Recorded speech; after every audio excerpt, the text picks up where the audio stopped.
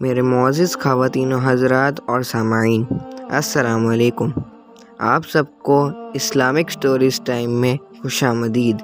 آج ہم آپ کو قرآن کریم کی سچی کہانی اللہ اور فرشتوں کے درمیان مکالمہ اور حضرت آدم علیہ السلام کی بزرگی اور فضیلت سنانے جا رہے ہیں۔ اللہ تعالیٰ اپنی قوت کاملہ سے جانتے تھے کہ آج ملائکہ کے ساتھ ایک اہم مکالمہ ہونے والا ہے، لہٰذا حضرت آدم علیہ السلام کو ہر آزمائش سے گزرنے کے لیے تیار کر لیا گیا ہے۔ خدا تعالیٰ نے حضرت آدم علیہ السلام کو تمام اہم چیزوں کے نام سکھا دیے تھے، اور یہ نام حضرت آدم علیہ السلام کے قلب و ذہن پر نقش تھے۔ فرشتے حضرت آدم علیہ السلام کی پیدائش سے پہلے آپس میں یہ کہتے رہتے تھے کہ اللہ تعالیٰ جس خاکی پتلے میں جان ڈال کر اسے زمین پر خلیفہ بنانا چاہتا ہے، وہ اسے ہم سے زیادہ عزیز رکھے گا۔ آخر جس روز حضرت آدم علیہ السلام زندگی پا کر جنت میں جلوہ افروز ہوئے، ملائکہ کے دل کا حال ان کی زبان پر آ گیا۔ انہوں نے کہا، اے باری تعالیٰ، آپ ایسے شخص کو اس زمین پر آباد کر رہے ہیں جو فساد اور خون ریزی کرے گا۔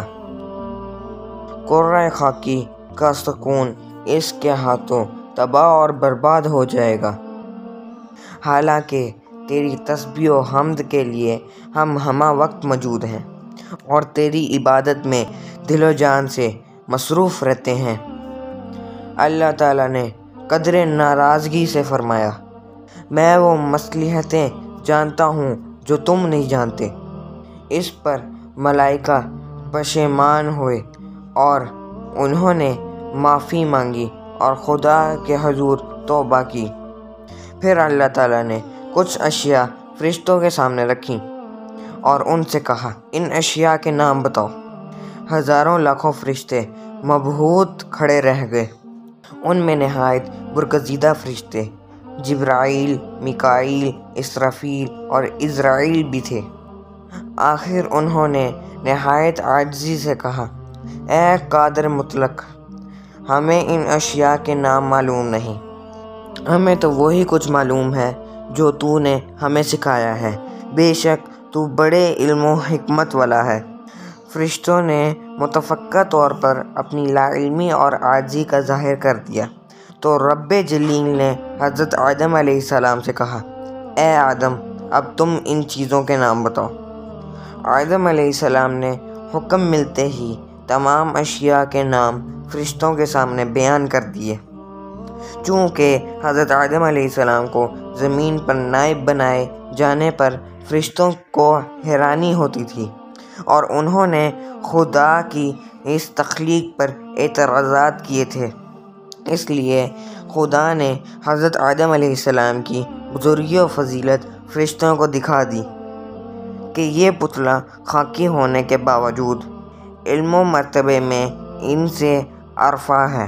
یہ تو حضرت آدم علیہ السلام کی بزرگی فضیلت کے اظہار کا پہلا طریقہ تھا، مگر اللہ تعالیٰ نے ایک دوسرا طریقہ بھی اختیار کیا۔ تمام فرشتوں کو حکم دیا گیا کہ آدم کو سجدہ کریں۔